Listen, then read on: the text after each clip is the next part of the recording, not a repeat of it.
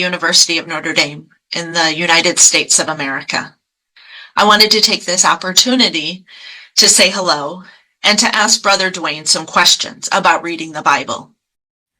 So, how dangerous is it to read the Bible? If the person who's doing it doesn't know or agree with the following teachings of the Catholic Church, how dangerous can it be if the reader doesn't know the original text? How dangerous can it be if the reader doesn't know the historical context of the book of the Bible?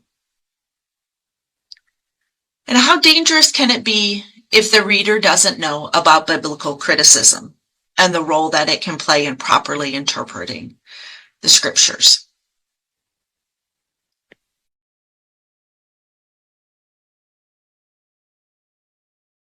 Thank you, Ma'am Kaylee, for the opportunity to share my knowledge with you. If you are laying out the importance of critical study of Scripture, it will be also important to lay out the positive uses of Scripture for personal spirituality. In other words, to frame your cautionary advice in terms of reading the Bible might be misconstrued as a warning against a perfectly legitimate and healthy use of Scripture for deepening one's relationship with God.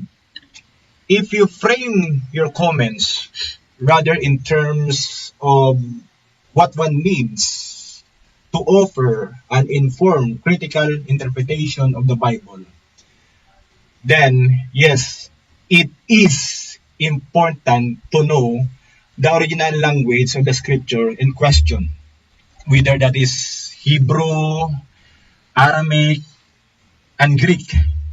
As often noted, words have different connotations and associations in different languages. Why should you study Hebrew?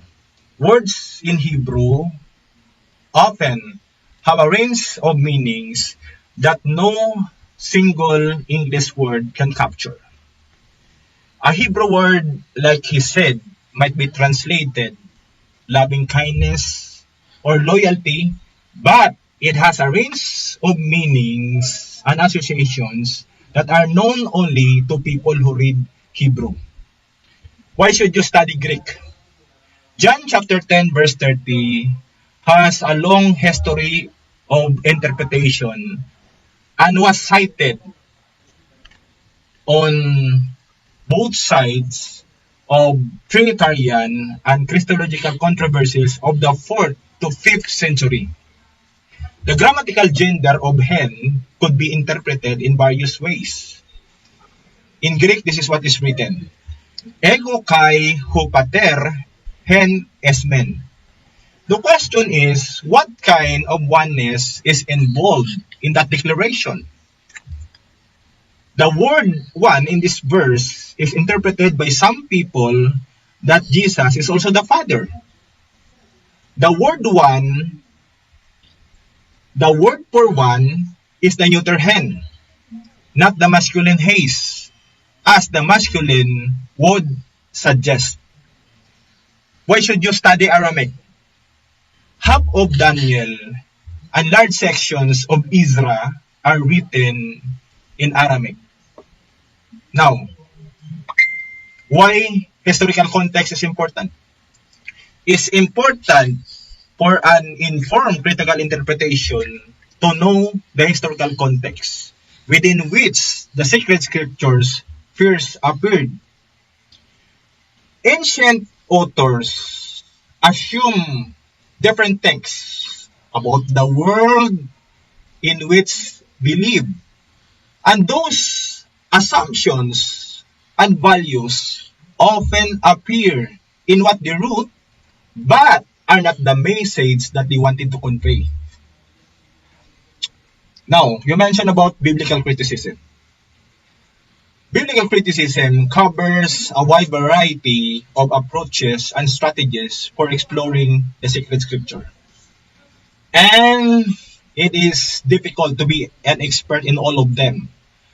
But for an informed critical interpretation, being aware of the range of concerns, philological, historical, literary, philosophical, etc., that might impact our reading of scripture is indeed important. It is important to note that even with all of the serious expertise mentioned in these three categories, humility and willingness to listen to other perspectives is important for an informed critical reading of scripture. Thank you very much.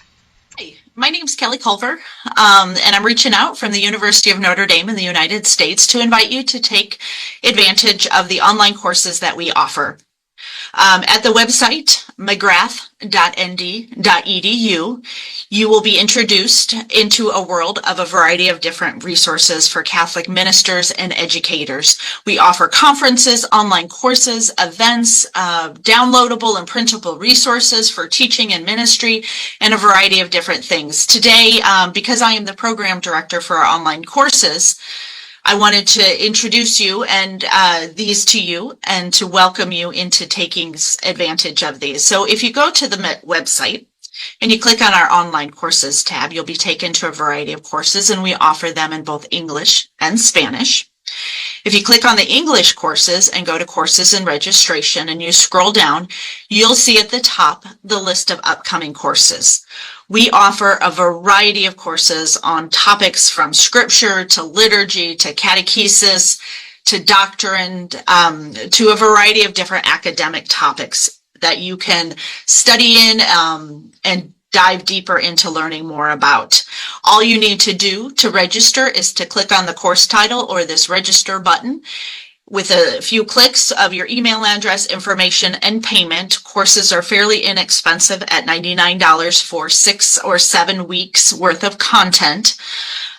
We invite you to check them out. As you click on a course title, it'll take you to a description, which will give you many more details about the course and the button to register. If you have any questions, you're always welcome to reach out to us. You can email us at mcgrath.nd.edu, or you can reach us through our FAQs here on the page. If you have any questions, want to learn more about courses, we invite you to come check us out. Brother Dwayne has been a great course participant over the years and has asked us to share this resource with all of you. We hope you'll check it out and come join us for a course soon. Thank you.